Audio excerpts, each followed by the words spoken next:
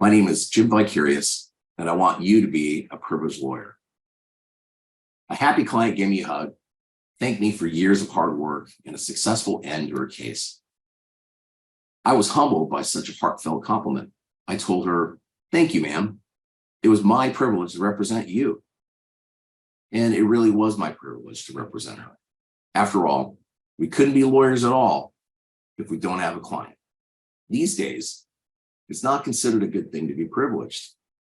American culture has always had an antipathy towards unearned privilege. After all, we did overthrow a king and created a republic.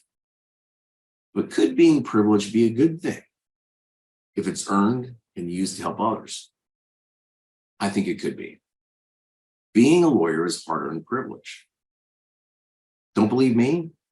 Check out what the Florida Supreme Court says. Quote, "A license to practice law confers no vested right to the holder thereof, but is a conditional privilege that is revocable for cause." Now, after all the hard work to become a lawyer, no one likes the revocable for cause language used by the Florida Supreme Court. However, being a lawyer is one of our legal system's great privileges. It is not a vested right, nor should we treat practicing law as our right. Just because you're a lawyer today doesn't mean you will be one tomorrow. So, just what is the privilege that a lawyer earns by becoming a lawyer? Trust. Trust of the courts that the lawyer will be a truthful officer of the court. Trust of clients that a lawyer will put the client's interests before the lawyer. Trust by society that a lawyer will defend and support our Constitution. When others trust you, it is a great privilege that they have conferred on you. A client trusting a lawyer with their family, business, freedom, even their lives, confers the highest privilege. The real privilege of being a lawyer is trust. One of the great privileges of practicing law is the deep confidences that people share with their lawyers. After decades of practicing law, I'm still amazed at what I hear from clients who simply need to get a burden off their chest. They need to share their secret with someone and know we are duty bound to keep their confidence.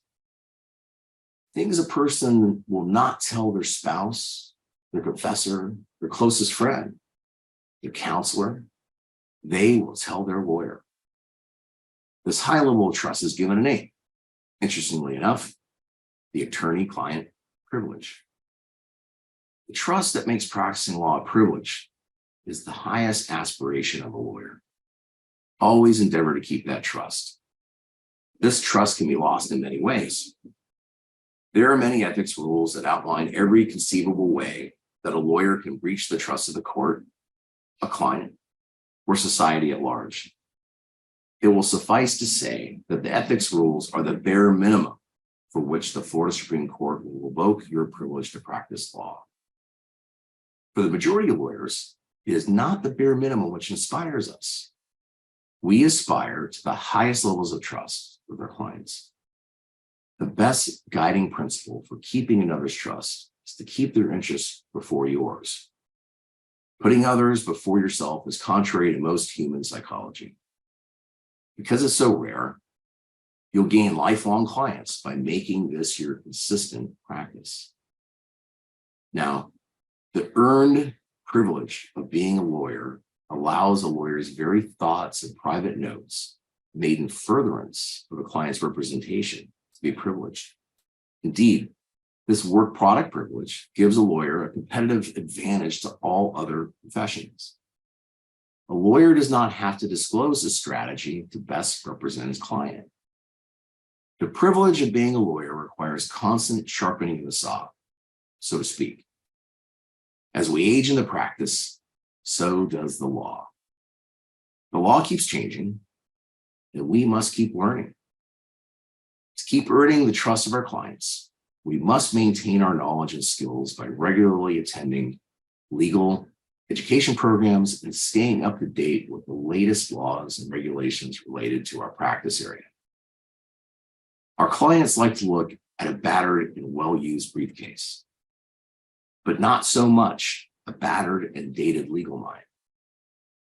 They want a cutting-edge lawyer that keeps up with the times and the law, aspiring to do our best for our clients, the courts, and our communities is what the privilege of being a lawyer is all about.